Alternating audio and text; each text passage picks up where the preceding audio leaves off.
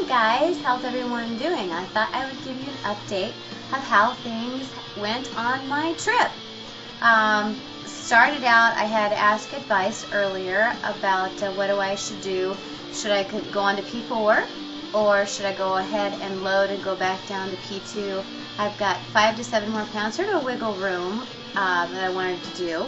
And I want to say thank you guys for the ones who gave me advice on that. I went out there, I went ahead and I took my HCG and everything, hadn't mixed it yet, just in case I decided to go that way. Everything went pretty well. I was out there, well, I think about a week total, and I exercised every day but one.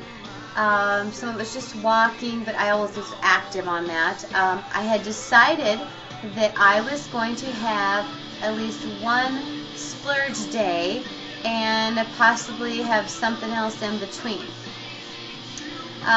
Things went really well, and I had decided that I am going to go ahead and go on with P4, keep my maintenance going because I have done well in P3, and then if I decide after that that I want to go ahead and go on and lose those 5 to 7 pounds, then I will do that. I think the mistake that so many of us make is after going through 2 rounds of P2 and everything, we still want to just keep going. We want to get that weight off. We want to just finish it, you know. And I think that especially if you're cycling, you really need to have that break.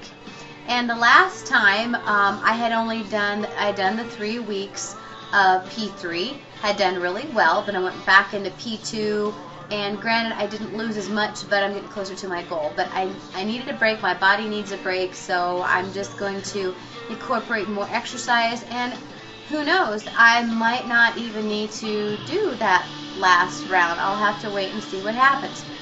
So anyway, back to my story, things went really well. I noticed that sugars don't suit well with me. I had decided to go ahead and try that piece of cake at my niece's graduation, and I didn't eat it all, and it was really sugary, and it almost made me sick because it was so much sugar. So I had to eat some protein right after that, so I felt a little bit better.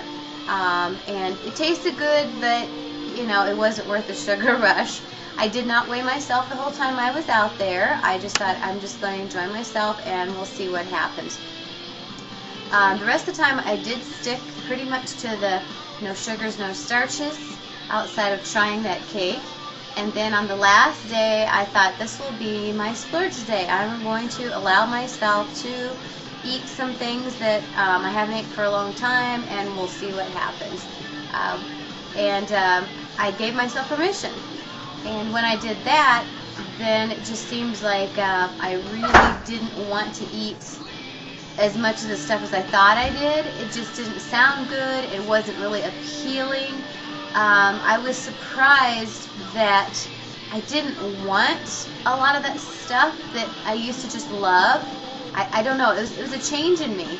I went ahead, and the only splurge that I did outside of the cake was that last day when I happened to eat a few pancakes along with my omelet. And again, the sugar rush didn't feel good. It tasted good, but I couldn't even think about eating all of it, not even close.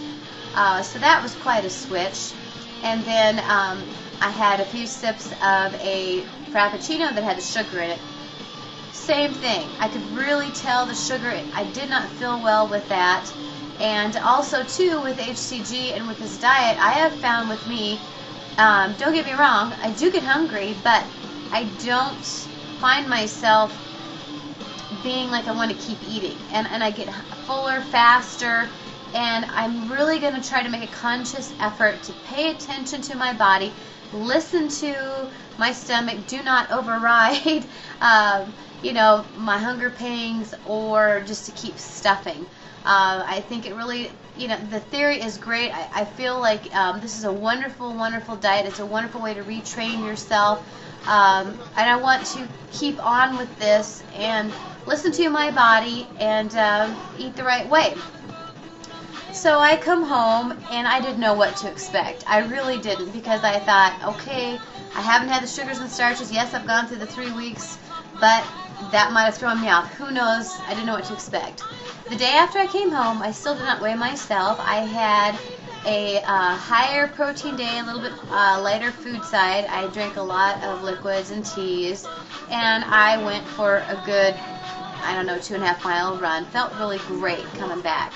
The next day, I thought, okay, this is it. This is the day that's going to say how I did. I stepped on the scales and, wait for it, 142. Oh my gosh, I was just, if you could have seen me at a laugh. Talk about the happy dance. Even more when I got into my 140s.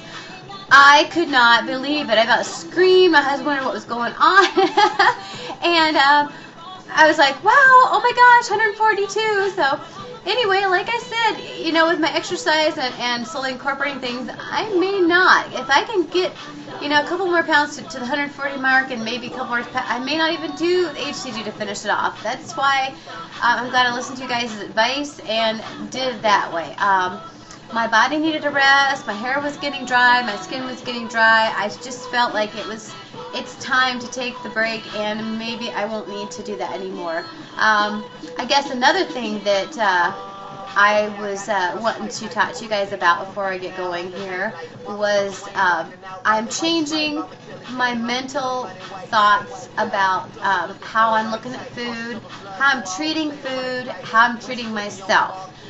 In the past, I have used food as like for punishment, or as for a tool, or as for, just upset about something you eat, or you self-medicate for food. And that's one thing that you need to change, or you'll be back in the same situation. Anytime that you're under stress or there's other things going on, you need to deal with it in other ways besides self-medicating. So one thing that you need to tell yourself, or your mantra, is, I think enough of myself not to do this to me. I love myself enough not to be self-medicating with food. Use food as a nutrient, not as a tool. And keep thinking about that, because you're worth it. You've gone this far with HCG and the dieting, and you need to continue with that, or you'll be right back where you started. So far so good with introducing smaller foods. I'll have to wait and see. Everybody's different on their tolerance, and some people are lucky and can eat quite a bit, and some people are not so lucky, but you just don't want to go back to the poor way of eating. So when people say, I can't go back to the normal way, well, the normal way was what got you in the first place, so it can't be that good. So you need to be researching things, and that's all I have to say for today. But I wanted to let you know that I did really well, and I will report back in probably another week or so with these vlogs, and we'll see what's going on. So happy maintenance, happy releases. You guys have a good one, and thank you again for all the wonderful support with you guys on Facebook, and all the well wishes for me out on my trip. It did wonders. Thank you, and you guys have a good evening. Bye.